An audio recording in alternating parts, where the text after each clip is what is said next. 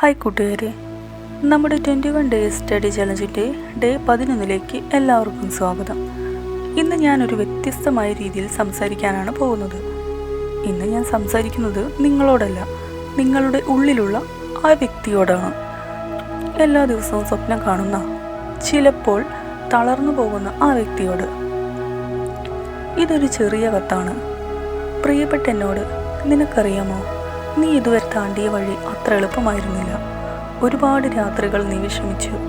ഒരുപാട് തവണ നിനക്ക് തോന്നി, എനിക്ക് കഴിയുമോ? മറ്റുള്ളവർ മുന്നോട്ട് പോകുന്നത് കണ്ടപ്പോൾ നീ നിന്റെ കഴിവിനെ സംശയിച്ചു. പക്ഷേ ഒരു കാര്യം ഓർക്കണം, ഇത്രയും ദൂരമെത്തിയ ഒരാൾക്ക് ഇനിയും മുന്നോട്ട് പോകാനും കഴിയും.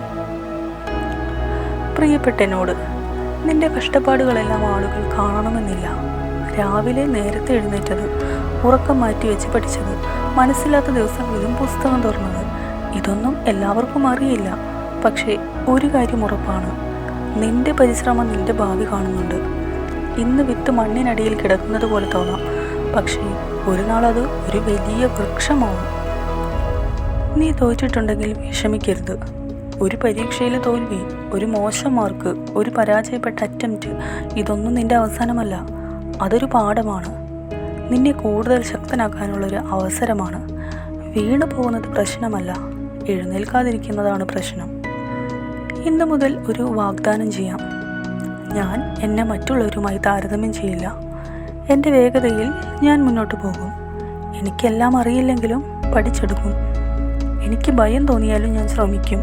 കാരണം എൻ്റെ സ്വപ്നം എൻ്റെ ഭയത്തേക്കാൾ വലുതാണ്. അപ്പോൾ ഇന്നത്തെ ചലഞ്ച് ഇതാണ്. ഒരു പേപ്പർ എടുക്കൂ, അതിലെഴുതൂ, ഞാൻ എന്തുകൊണ്ട് വിജയിക്കണം. അതിന് ഉത്തരമെഴുതൂ. ആ പേപ്പർ സൂക്ഷിച്ചു വയ്ക്കൂ.